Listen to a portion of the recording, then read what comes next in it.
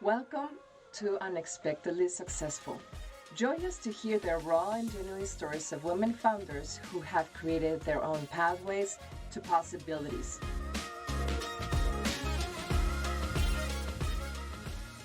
Hello, everyone. Welcome back to another episode of Unexpectedly Successful. And today we have a powerful conversation to be had.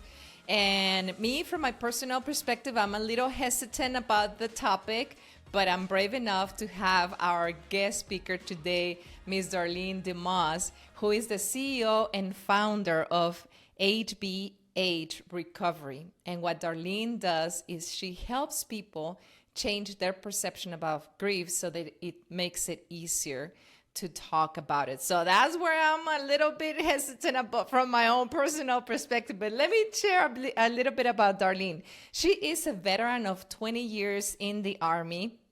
She's also a licensed minister, and she's very proud of having found her purpose and her calling later in life. And we'll dig deeper into that perspective. But please, thank you for being here with us, Darlene. It is a pleasure to have you. Oh, Griselda, thank you for having me, dear. I'm just so honored to be here with you guys today. All right, well, let's dig into the raw and genuine stories of Darlene. So, Darlene, what is it for you to be Darlene?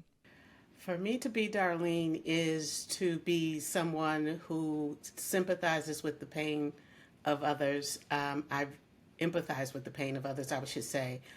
And I've been like that from a small child. But I'm also someone who kind of, because of my upbringing in a dysfunctional household, I kind of took the easy path in life growing up and never really did anything outside of the box, never tried anything outside of the box.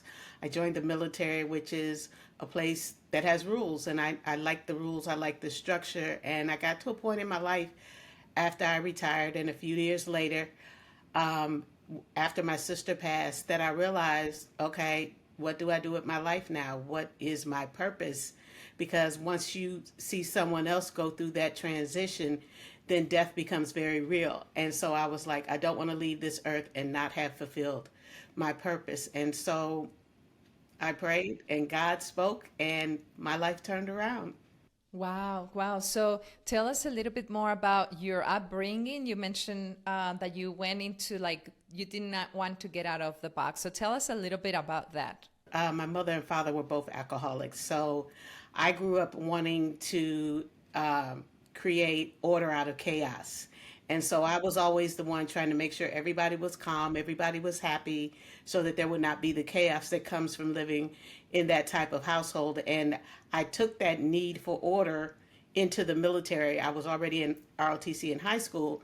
And so I took that into the military. And once I retired from the military, I went into different admin positions where that gift for creating order out of chaos was needed. I could go into an organization and just kind of rearrange the administrative things that they were doing. So I've worked in the corporate arena, I've worked in nonprofits, I've worked in government, I've worked in just about every kind of arena doing that. But when you're stuck in that place where it's always order, order, order, the creativity that God's put in all of us doesn't flow easily. And so that's what was missing from my life. And I knew something was missing. I didn't know at that time that that's what it was. Okay. All right. So perfect segue for my next question is, when did you have this crazy thought of having a business and becoming a business owner yourself? Well, I never ever thought I'd ever be a business owner. It was something that was too unsure for me. It had too many moving parts that I couldn't control. And then my sister, actually, she was my god sister, but she was like a big sister to me. We moved in together, and she was Miss Entrepreneur. She was into all kinds of business ventures. And so she started pulling me in, and I kept saying, no, no, no. But she kept making me go to her meetings and talking to me about her business and things like that. And I dibbled and dabbled at it, but I didn't really become serious about having a business until after she passed in 2020. So, Darlene, in your website, you talk about how you became a business owner in this particular area for coaching and grieving. Can you give us some context of how the moment of your life led you into business ownership to serve with this gift of yours? Well, my sister and I lived together for ooh, over 20 years. And she had gone through two battles with cancer, lung cancer. She never smoked, but she had had colon cancer and it had moved to her lungs. And each battle she won, and then it came back for the third time. And I kind of knew at the beginning, just from her response, that this was probably going to be the last time. And going through that with her for about a year, my whole focus was making sure she was taken care of, making sure I did everything I could do to help her, making sure I did everything I could do to get her the right medical care and all those types of things. I quit my full-time job and got a job as a contractor so that I could vary my hours depending on if she needed me. And when she passed away in 2020, in February of 2020, and then COVID hit in March.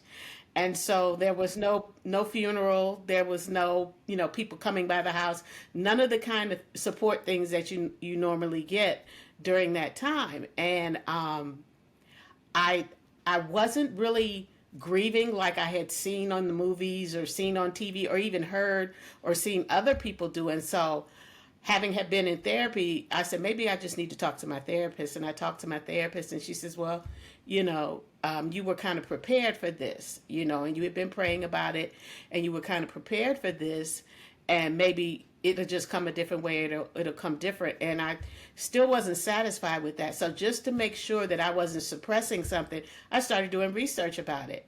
And I came across the Grief Recovery Institute, and they had a lot of great articles about grief. And then I saw that they had a training program, and I felt like God said, do that, because I had been asking God, what do I do now? What to do in my life now? Because my whole mission in life for, the last 11 years had been her and making sure she was taken care of. So it was like all of a sudden I had no purpose. I could still go to work and do those things, but where was my purpose now? And when I ran across the Grief Recovery Institute and the Grief Recovery Specialist Program, God said, do this. And I went to the course, and it was eye-opening. And I was like, oh my God, they don't teach people this. They don't teach people that there are tools you can use to help you deal with grief. And so I took the basic course, and then I took the advanced course, and then I just started inviting friends to come go through the course with me, just so I could practice and make sure it worked and see how it worked, and those types of things. And next thing I know, HBH Recovery was born, and HBH stands for Heal Baby Heal, because I'm a mommy and everybody's my baby. So yeah, that's how we got there. Wow. So that's a beautiful story, Darlene. One thing is for you to have gone through that healing process yourself, right? Another one is to get the certification. And then what made you actually take the step to actually create a business to provide these services to others? They encourage you to do that in the training program, but it was like the best part of the training program was you went through the program like a client. So you did everything a client would do. So we actually walked through our own grief in this program. We picked what grief loss we wanted to work with, and we walked through it. And once I saw how it helped me, because I didn't even do my sister because I grieved her well. There's sometimes you can grieve well. And so I grieved her well, but my grief over my father was different because my father was absent from my life and came back into my life just a couple of years before he passed. And so I did the program with him, and just seeing how it helped me complete my feelings in that area about him was why I said more people need to do this, more people need to know about this. And this is what I've always wanted to do, is make people feel better. So, Darlene, you've talked about when in previous conversations that you want to share the realization that sometimes you don't find the purpose until later in your life. So can you tell us a little bit about that, and the painful situations you mentioned, that how does that play a role in your business? Well, like I said, I went into the military. I went into the military straight out of high school because I was running from home. I just wanted to get away from that toxic environment. And once I got into the military and I had that structure, and then I retired, I was still pretty young when I retired because I went in straight from high school. So I was about 34 when I retired. And then I started working again. Then I met my god sister and we started living together. But I was doing things that she was having me do to, become a business owner, become independent, get out of the box, those types of things. But they weren't working as long as she was telling me how to do them. I wasn't buying into it. But once she died, it was like, and like I said, I was like, what is my purpose in life now? When she died, it was the same year that I turned 65. And that's supposed to be one of your celebratory years. That's a milestone year. And I was sitting there like, I don't want to sit and just wait to die now. I want to stand on the promise that my latter will be greater than my former, that God will, extend my years and those things. And I said, so God, what am I supposed to do? And so it was the pain of knowing that my grief for her could have been much, much worse if I wasn't prepared for it, or if I hadn't looked up the Grief Recovery Institute and become a specialist and learned the tools, so that even later I did have a couple of breakdowns later where I was really just missing her and just going through about all the things that weren't going to happen between us, the dreams that we had talked about, the things we were going to do, all those hopes and dreams that weren't going to happen. But because I had the training, I could allow myself to feel those things, but then bring myself back out of it and say, you know what? Okay, I miss her and it's painful to miss her, but grief is natural and it's normal. It's a natural, normal, emotional reaction to a loss. And because it's an emotional reaction, it's an emotion.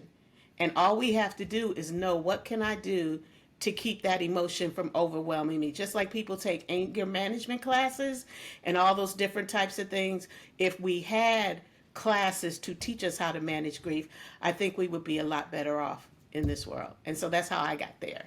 Wow, that's beautiful, Darlene. And you also mentioned that grief is the greatest expression of love that anybody can give to someone. So you also talked on your website about grieving your mother and your pet. So how all of those components, how can those be summarized in you now as a coach for grieving? Because grief is individual to everybody. It's as unique to everybody as their fingerprints. There may be a loss in my life that I grieve heavily, that if the same thing happened to you, you'd be like, oh, that's too bad, and move on. And so in my case, when I was talking about my mother and I were not close. And when I got away from home, we never got any closer, And so I didn't have a real connection to her. And so I did grieve the loss of my mother, but I didn't grieve the connection, because the connection was not there. So it was an easier grief to process. But my sister and I had a Pomeranian that was 15 years old when she died. And so she had been with us for 15 years. She had been with us through two of my sister's 3 cancer battles. She was a member of the family. And when she died, I cried like many people would have cried for a parent dying. I mean, it was just this crushing feeling of pain and grief that I had never felt before. And most people would say, well, she was only a dog. But grief is based on the connection. And the way you grieve and how deeply you grieve is based on how much you loved that person or that thing, whatever you lost. And that's why I say grief is the greatest expression of love you can ever show anyone. And you'll never know how much I love you until you die. Because that's when your real understanding of what you've lost and what you're going to miss comes out. So, Darlene, I have a question. Come back on that. What if we're like super intentional about expressing our love in life as a result of having lost someone that we deeply love? What is your reaction to that? If you've done everything you could to express that love to them, and then you still have that grief, all that grief is saying is, it may be that they were sick or they died unexpectedly. It's saying, I still have a conversation I need to have. I still have things I didn't get to tell them. I still have events in my life that I wish they were going to be here for. I still have unmet needs that whenever I reached out to them, they were there. And now when I reach out, I know they'll never be there again. So those are all the things that are leading to the grief. And so part of our grief recovery program is we walk you through that. We have you do exercises. We have you write letters. I remember when I was going through therapy and my mother had already passed, and my therapist says, well, you should just write her a letter. And I'm like, okay. I'm like, what am I going to write a letter about? Just tell her how you feel. Well, I didn't know how I felt because I hadn't grieved, It was like, well, she's gone. It's nothing I can do about that now.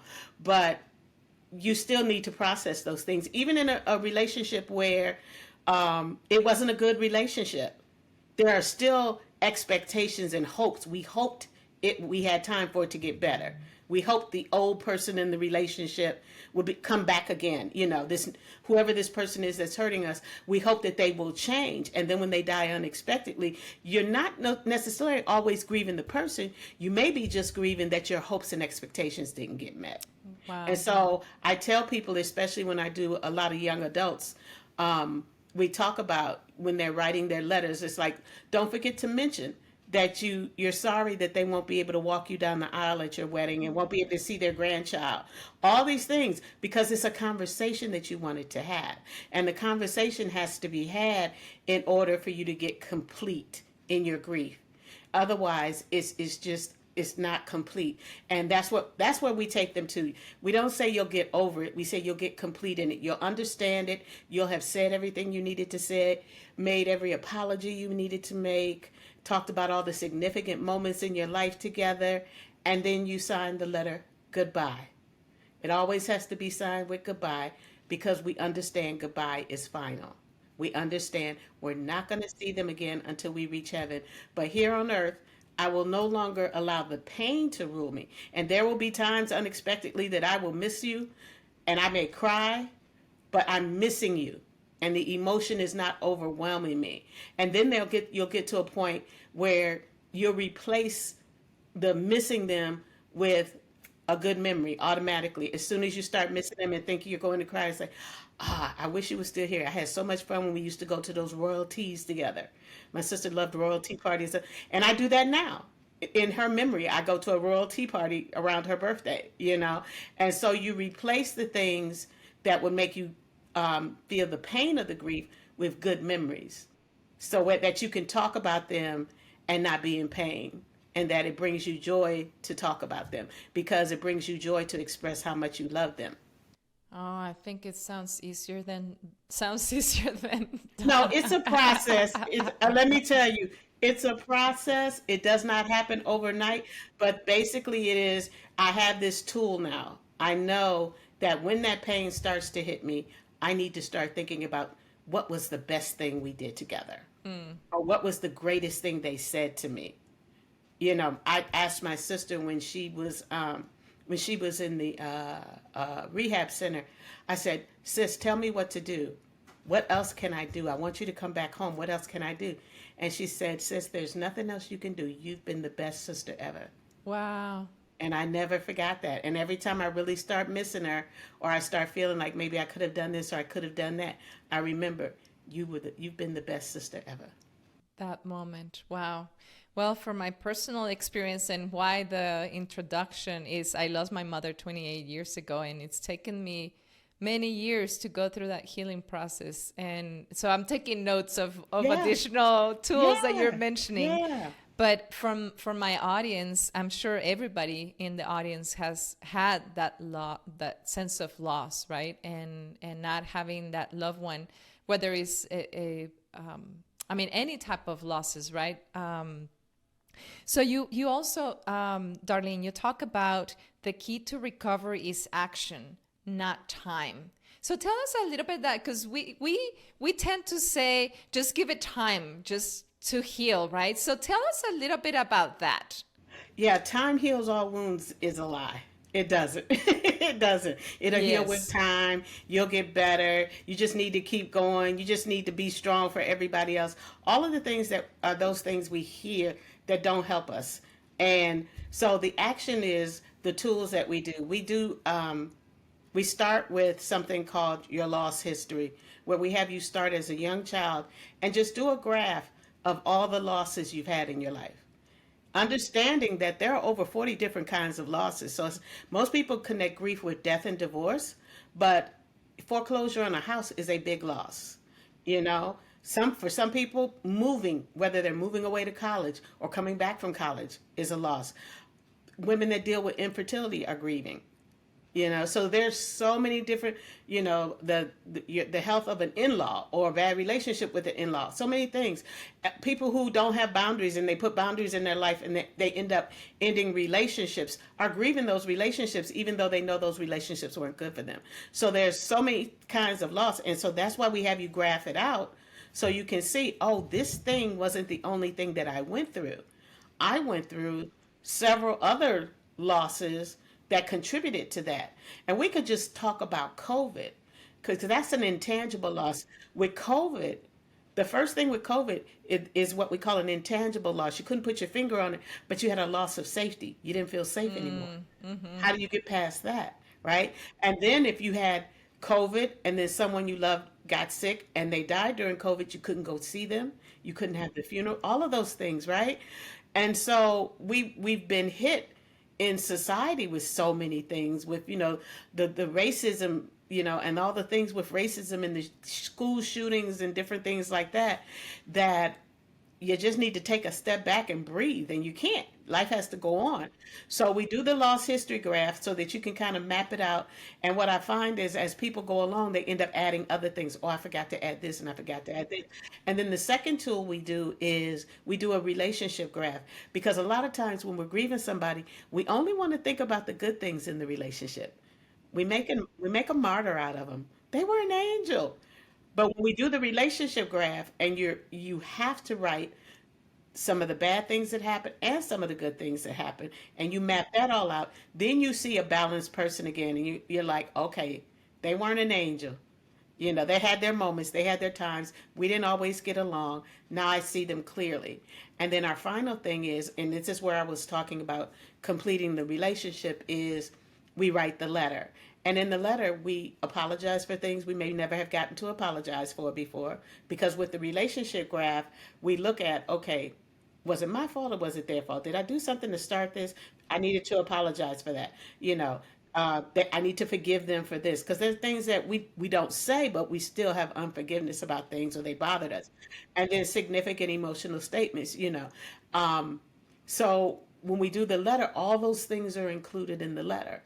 And it's just as long or as short as you need it, and then you sign it goodbye. And the thing is, later you'll say, oh, I should have included this in the letter. So you're constantly processing your grief, and later you say, oh, I should have included this in the letter. Then you do a PS, and you write, PS, I meant to tell you, goodbye mom, goodbye dad, goodbye Jared, that was my sister. And you continue that, and every time you write, it's like journaling. You're clearing something out of your system. Wow. And That the is, best thing to do, the best part is, you always want to read the letter to somebody you trust. If it's somebody that had died, then you read it to somebody you trust, because saying it out loud to somebody else is what makes it real for you. It's like you're talking to that person. Some people say put a chair in front of you. An empty chair doesn't react, or an empty chair doesn't feel like a person. But even if that isn't my sister, just somebody else hearing my feelings about her can do so much for me, and for them to just hug me afterwards. wow, Darlene. So I have done that with my mother, and actually, my therapist asked me to write a letter in response, and it was just powerful. It was just powerful. And I read both letters out loud, and it was just an incredible experience. So for my audience, I mean, you're just getting here some powerful tools, but I love how you frame grief in that context of love, and in the context of just turning pain into the memories that you shared together. But isn't that what Jesus did? He took pain and turned it in and showed us how much he loved us through the pain that he suffered. So you've shared a lot of really amazing things about your personal story, Darlene. Tell me, as a business owner, what is your why and how that links to the moments of good, bad, and ugly in the business world? My why is to do my part in making somebody else's life easier. And I always say, love well, grieve well, and live well. And in this world, there are so many things that we can grieve about that will cause us grief. I mean, just watch the news. But if we have the tools to deal with that, if we have the tools to say, that's bad, but I'm not going to let it touch me and get into me because it's not personal to me, it's something happening outside of me. If we can look at the losses in our life and start processing them as we see them coming, in those instances, then we come a long way to having some peace. And everybody wants peace in their life. And I hate the fact that nobody taught me as a child how to deal with grief. If I cried about something, if my best friend moved away, just because I was a child, I wasn't supposed to have feelings. I even do a course on helping children with loss where I teach parents and teachers how to talk to kids about loss. I can't talk to them directly because I don't have the relationship, but I teach the people that have the relationship how to talk a child through grief, because children process it differently. And the knee-jerk reaction is, oh, my dog died. Well, we'll buy you another one. But that doesn't take away the grief of the one that died, the one I loved for all these years. Or, oh, grandma died. Well, what happened? And they start asking questions. And because you're grieving, you have no answers for them. You can't deal with it. And so that process needs to be done. But just imagine if we can take people and start teaching them at a young age, and even in our old, mid and older ages, the tools to how to process it. Just like we teach people anger management, how to manage their anger, how to manage their grief. Because people have decided, or society has fooled us into thinking that grief is a condition we have. And it's not. It's only an emotion. And so I hear people say, I'm going to be grieving for the rest of my life. Well, that's because you choose to, because it's an emotion. You've been in the coaching arena for over 2 years, and you mentioned before that you started as a contractor when you started taking care of your sister. So what has been this journey of entrepreneurship for you, Darlene? Tell us the good, the bad, and the ugly of it. I think the good is, I know it's what I'm supposed to be doing. The bad is I still have to convince myself that I can do this, that I can accomplish things, because I've had clients that have gone like halfway through and not finished. And as I said, I'm very empathetic with people, and so it hurts me to know that they quit in the middle, that if they had just gone through the whole thing, there could have been some help there for them. And then, the usual big business things, people ask you your fees and why does it cost so much, and, different things like that. But I understand everybody is not my audience, and everybody is not my perfect client. And so I've learned to stop limiting myself. I had to get rid of a lot of limiting beliefs just to start the business. And so most of those are gone, but I'm not going to limit myself. I think one of the best things is now I'm working to get the program in the school system, to teach the teachers and the parents in the local school system about how to help their children, especially with all the school shootings and things we've had. They don't have enough counselors, and if teachers can help with that, that's great. And then just my bag, as Dr. Daniels would say, my big audacious goal is to help 10,000 people. And so the other part of the coin of being the entrepreneur is to help 10,000 people, I'm going to need some help. So there are a lot of grief recovery specialists out here that may not be doing a big business that I can hire as contractors to help me when I get into the school system and start doing more things different places. So it's not just for me. I always look at how can I not just support somebody with the grief recovery program, but how can I take it wide and really help other people so they can start with me. And in the classes, as a lot of people learn about how to help their children, they realize I need help too. And so as they're training under me, whoever comes out of that class needing help will be one of their clients. So I'm helping build more businesses and I'm helping expand the reach of grief recovery. So yeah. That is so exciting. Okay, so I'm gonna go back to two things that you mentioned. The first one is you said I had to go over a lot of limiting beliefs to just get the business started. Tell us about that. Where were you? What was in your way? I think I was in my way more than anything. The biggest thing was, okay, I'm starting a business at 65 years old, almost 66, right? This is where most people are getting ready to retire. They're getting Social Security. They're moving into their condo. Their condo for life. One level. And I'm starting a business. First of all, I have never wanted to be a business owner. I've never wanted to do a business. I've never wanted to talk to anybody, about anything. And it was just like, you know what? You can either sit here and die, or you can make an impact. You can leave a mark. You can leave a mark. And I think one of the things I know most of your viewers are probably young people coming up that are, just trying to get into the entrepreneur thing and things like that. But I would speak to the seniors out there and say, you're not done yet. If there's a dream or a vision, go after it. Be around young people that are doing it, find programs to support you, learn everything you can, and then step with what you learned, step with what you know, and then the next step will show up. I love that. Never too late. Because even, I mean, regardless of the age, right? That's a limiting belief. And it's like, it's too late. But it's in reality, it's our time. If we have it right in front of us, is our time. That's it. And it doesn't matter. God doesn't look at age. He looks at the potential he gave you 65 years ago that you haven't used yet. He's like, it's still there. It's still there. So now is the time to do it. And the pain jump started me. The pain of the loss jump started me. The pain of being stuck in the house during COVID, loss of safety, loss of trust in the government, all of those things that go through your mind, they jump started me because it's like, if I'm feeling all of this, somebody else is feeling this, and they can't talk to anybody about it. So why don't I give them an avenue where they can talk about it and get better? Awesome. Awesome.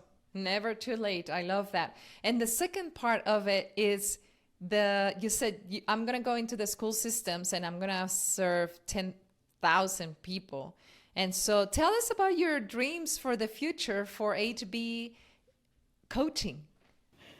I plan on reaching 10,000 people with grief recovery.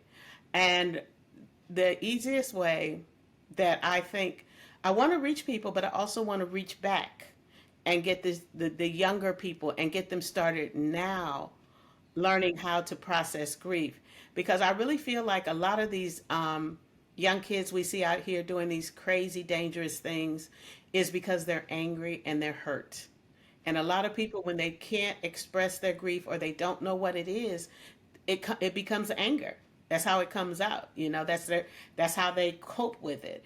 And so if I can reach back and get into the elementary schools, the middle schools, the high schools, and say, okay, what you're feeling is grief because you lost your brother, you lost your mother, you lost your father.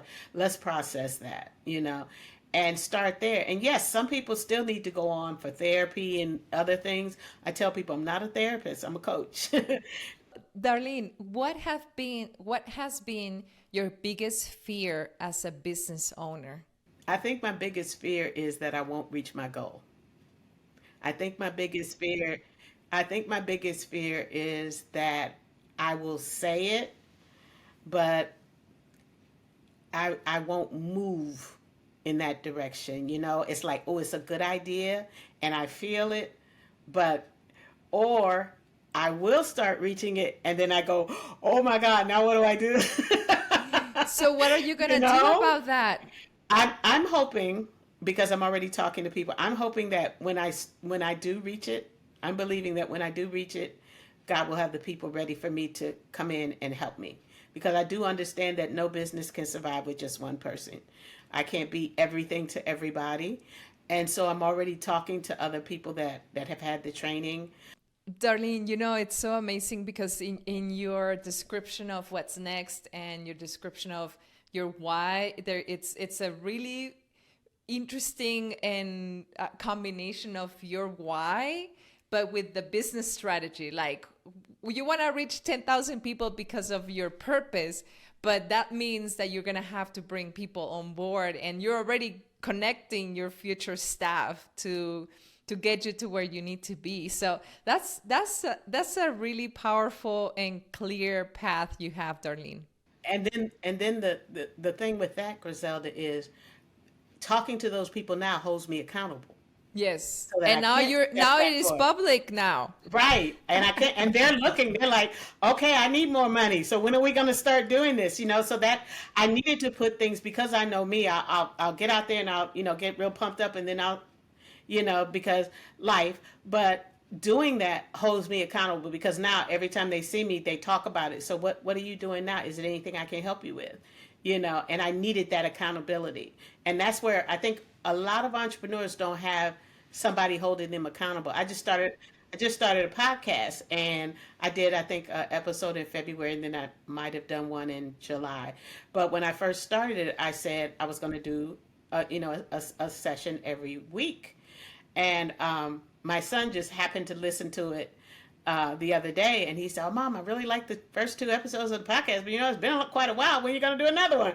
And I was like, Yeah. so you have to have people holding you accountable. What we do is we plan it and we work the business, but we don't tell anybody about our goals in the business. But if you tell people, I'm working on this business, and by this date, I want to have such and such done. So remind me of that, then that holds you accountable, and it makes you say, yeah, I got to do this. Darlene, when is your next podcast releasing? Next week. Thank you. I told him that. I told my daughter that, and now I'm telling you and your audience. Next week will be number 3, and then All right. after that, every week after that, yes. We're talking about grief. We're talking about grief on Heal Baby Heal on Spotify. We're talking about grief. And then I'm going to get like you, Griselda, and start YouTube and actually be on video. Yes. Yeah. I look forward to being a subscriber in your YouTube channel. And a guest. And a And I guest. guess, yes, totally. And I'm going to cry in that episode for sure. Darlene, and when are you going to submit your proposal to the school system? The proposal for the school system is going to probably be in January, only because I just started. My daughter does government contracts. She has a hiring agency, and so she contracts with the government to help them hire people.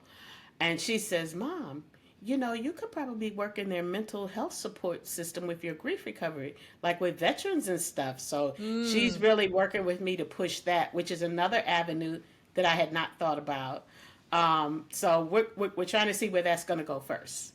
So that's another potential opportunity for reaching those 10,000 people. God is opening the doors. If you make it big and you put it out there, He's going to open the doors. He's going to open the doors. I never thought about doing anything with the government until she talked to me about it. Wow.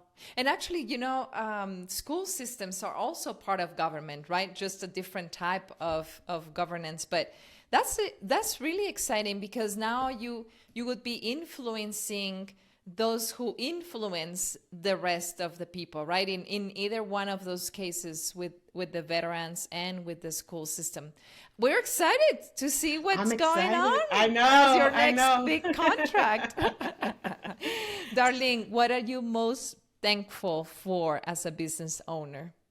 I'm thankful for the opportunity to do something that I can leave a mark. Um, I never thought I'd be that person, that people would say, oh, she helped me with the grief of my mother or the grief of my father, or she helped me come to grips with losing my leg in Afghanistan, just different things that help people just not get over it, but just work through it and move on with their life and realize they had life left. And I'm thankful that I didn't just sit down and decide to just exist. That's so beautiful. That is so beautiful. And a very important question here, Darlene. Were you expected to be successful as a businesswoman?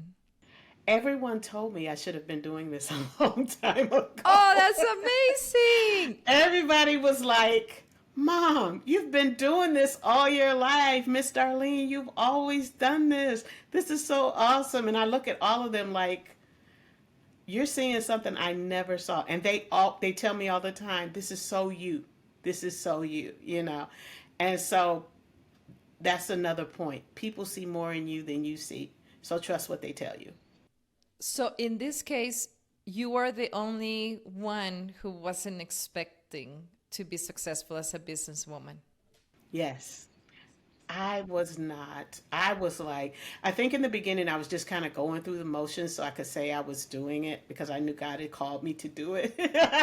But then when it started clicking, I was like, maybe I could really do this. And and I didn't even tell people that I was building a business probably for the whole first year that I was doing it, Oh, because wow.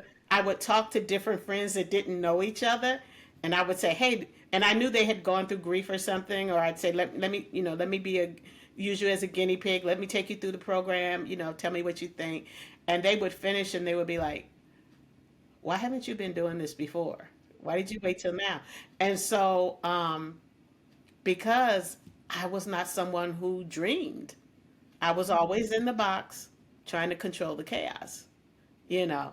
And so to even dream that I could be doing a business, um, and that I could be reaching veterans and reaching school teachers and parents and reaching just grieving people in general, that would have been crazy to me 5 years ago. Wow, wow. Darlene, what would be a call to action for the women out there hesitant to start their own business? What would be a call to action for them from you? Take the first step. Take the first step. Find somebody who's doing it and talk to them. Read books. Don't buy just the first program you see. Investigate. Ask other people. Get some knowledge under your belt. The more you know, the better you are, the more confident you are. Trust your judgment and trust the people around you that say you can do this. And if you don't have people around you that say you can do this, find some. Get away from the ones that say you can't.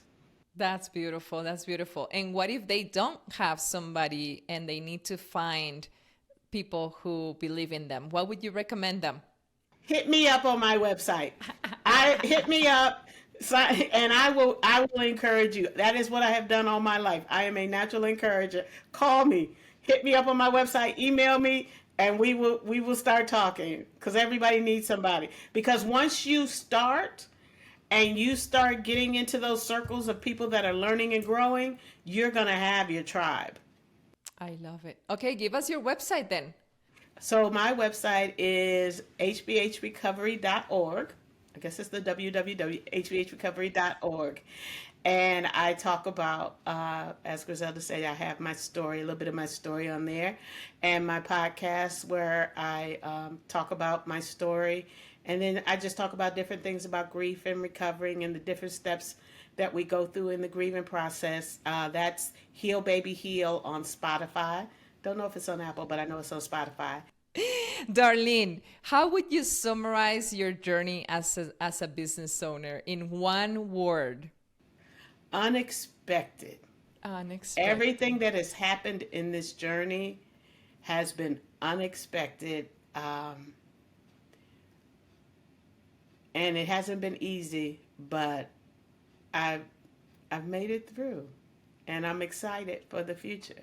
So yeah, I didn't think I would ever get here. And I've only been here 3 years. Let's talk again in 7 when I've done it for 10 years and I see what's done, right? know. I But totally look forward to that day. yeah, but yeah, unexpected, and it's just prayer and God and people to encourage me. Whether they were, in my case, I was lucky. I had family and friends that encouraged me, but I also have people in the tribes and the mentoring groups that I'm in and different things like that, just listening to their stories and listening to their drive and their push. And every time I hear them win, I say, oh, I need to go out there and win. That's awesome. Darlene, it is been a pleasure and Thank an you. honor having this conversation with Thank you. you. I appreciate you sharing your story from the most genuine place, and thank you for the work you do to help us all grieve those losses that we've all had. For my audience, thank you for joining us one more episode, and until next time, more to come.